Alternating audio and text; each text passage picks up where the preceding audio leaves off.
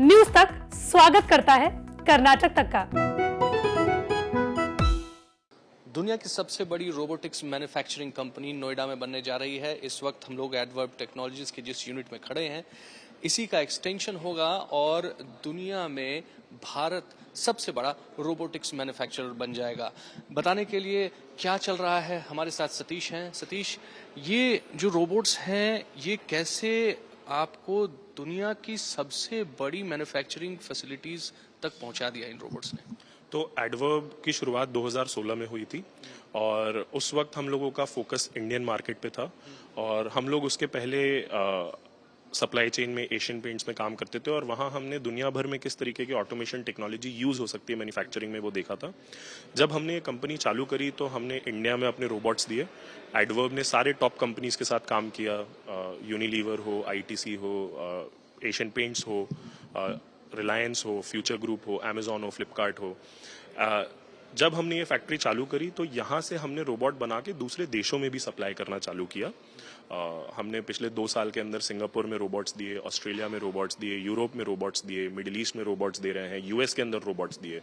तो हम लोगों का डिमांड, मतलब वर्ल्ड ओवर डिमांड बहुत ज्यादा है। सारे मेक इन इंडिया रोबोट, ये सारे एडवर्ब के अंदर सारे मेक इन इंडिया रोबोट्स हैं और सारे 85 to 90% कंपोनेंट्स भी मेक इन इंडिया हैं और काफी सारे कंपोनेंट्स इसी फैक्ट्री में बनते हैं।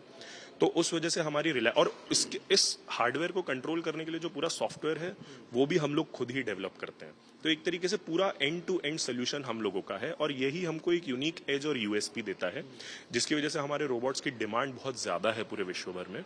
और इसी डिमांड को पूरा करने के लिए हमने एक नई फैक्ट्री की प्लानिंग करी है और अभी हम लोग 60,000 स्क्वायर मीटर के अंदर एक नया यूनिट बनाने जा रहे हैं जो कि वर्ल्ड का largest mobile robot manufacturing unit होगा। इसके अंदर डायरेक्ट और इनडायरेक्ट एम्प्लॉयमेंट उत्तर प्रदेश के अंदर 3,000 लोगों के लिए जनरेट होगा and it will also help to develop a robot ecosystem. पूरा एक इकोसिस्टम डेवलप करेगा रोबोटिक कंपनियों के लिए। आगे भी जो दूसरी रोबोटिक कंपनियां होंगी उनको भी मदद करेगा। हमारे वेंडर, सप्लायर्स, पार्टनर्स पूरे विश्व भर के रोबोटिक कंपनियों को भी अपना कंपोनेंट सप्लाई कर सकेंगे, वो भी मदद करेगा। और वहां पे हम लोग अप टू 60,000 रोबोट्स बना सकते हैं एक साल के अंदर। ये जो रोबोट्स आप बना रहे हैं सतीश, ये क्या रोबोट्स हैं, कैसे इनकी उपयोगिता होती है और क्यों इनकी डिमांड इतनी ज्यादा है विश्व भर में? तो ये रोबोट बेसिकली क्या करते हैं, किसी भी वेयरहाउस के अंदर सामान को एक जगह से दूसरी जगह ले जाने में मदद करते हैं, या आपको अगर हाइट पे सामान स्टोर करना है तो उसमें भी मदद करते हैं। देखिए, जब भी कोई बिजनेस स्केल करता है तो उसको बड़े वेयरहाउसेस की जरूरत पड़ती है और ई कॉमर्स आने की वजह से क्या हुआ है कि बहुत फास्ट डिलीवरी भी लोग चाहने लग गए हैं। लोगों को 2 घंटे में डिलीवरी चाहिए, आजकल तो 10 मिनट में डिलीवरी चाहिए।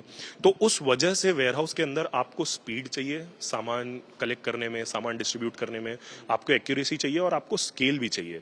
वहां पे मैनुअल ऑपरेशंस के अपने लिमिटेशन है, वो एक लिमिट तक ही जा सकता है। तो वहां पे इस टाइप के रोबोट्स यूज किए जाते हैं। तो कोई भी कंपनी जब स्केल करना चाहती है, कोई भी कंपनी फास्ट डिलीवरी करना चाहती है, तो अपने वेयरहाउस में इस प्रकार के रोबोट का उपयोग करती है।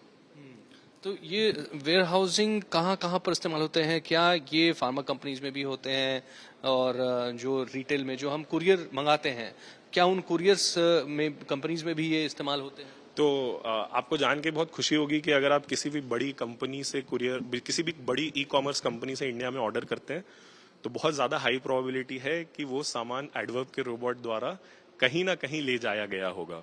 तो चाहे फार्मा कंपनी हो, चाहे एफएम, या अगर आप किसी किराने की दुकान पे अगर कोई साबुन भी खरीदते हैं, चाहे वो यूनिलीवर का हो, चाहे वो आईटीसी का हो, चाहे मारिको का हो, चाहे डाबर का हो, हाई प्रोबेबिलिटी है कि फैक्ट्री में वो हमारे रोबोट द्वारा कहीं एक जगह से दूसरी जगह ले जाया गया होगा। तो हर प्रकार की इंडस्ट्री में इन रोबोट्स का एप्लीकेशन होता है। बेसिकली आपको कहीं भी सामान अगर मूव करना है तो ये रोबोट्स आपको यूज करने होंगे फैक्ट्री या वेयरहाउस के अंदर।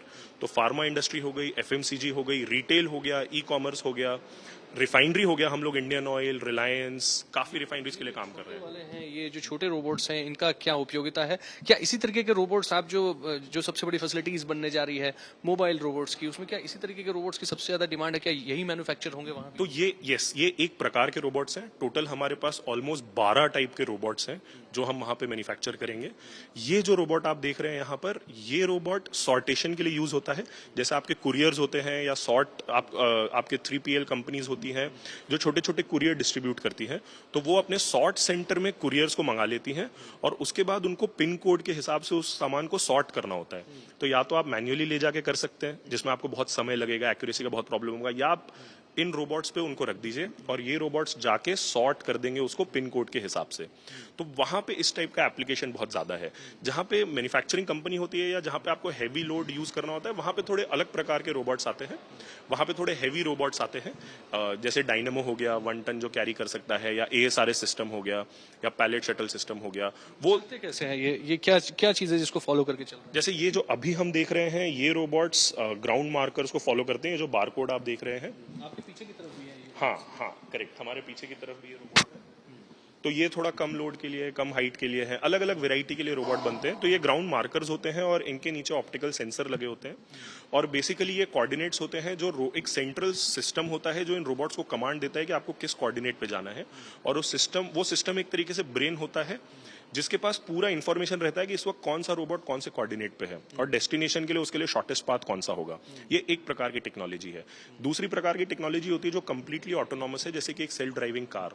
उसके अंदर सेंसर्स और कैमरास लगे होते हैं और आपकी जो हमारी और आपकी तरह एक 3D मैप बना सकता है, रियल टाइम में देख सकता है रोबोट, और वो रोबोट इंडिपेंडेंटली चलता है, उसको किसी भी प्रकार के मार्कर की जरूरत नहीं है। तो अलग अलग टेक्नोलॉजी होती है जो अलग अलग रोबोट को यूज करता है और इन सब के अलग अलग एप्लीकेशंस होते हैं। तो कब तक सतीश ये फैक्ट्री बनकर तैयार हो जाएगी और कब तक वहां से इन रोबोट्स की सप्लाई विदेशों में, जैसा कि आप बता रहे हैं, होती है? कब तक ये शुरू हो जाएगा? तो ये फैक्ट्री से तो सप्लाई ऑलरेडी चल रही है और ये फैक्ट्री तो अगले 1 साल के लिए ऑलरेडी बुक हो चुकी है। तो डिमांड बहुत ज़्यादा है, बहुत ज़्यादा डिमांड है और लोग अब ऑटोमेशन लोग क्योंकि इंडिया में कंज्यूमर डिमांड इस वक्त बहुत ह्यूज है। बिजनेस को स्केल बहुत फास्ट करना है और वे उसके लिए सप्लाई चेन को रेजिलिएंट बनाने के लिए automation is the only answer. So there is huge demand. जो नई फैक्ट्री है हमारी, हम लोग 2023 के अंदर ज़रूर उस फैक्ट्री से रोबोट बना के पूरी दुनिया भर में एक्सपोर्ट करेंगे और जनवरी-फरवरी 2023 के अंदर से वहाँ से हम लोग पहला और रोबोट ज़रूर मैन्युफैक्चर करेंगे और उसको एक्सपोर्ट भी करेंगे। All the best Satish. So ये चल रहा है हिंदुस्तान में, विश्व के जो एक टॉप आप समझिए टेक्नोलॉजिकली एडवांस देश जो है वो भारत की तरफ अब देख रहे हैं, क्योंकि इस तरह की टेक्नोलॉजी हिंदुस्तान में, इस तरह के सबसे बड़ी मोबाइल रोबोट्स की कंपनी हिंदुस्तान में नोएडा में बनने जा रही है।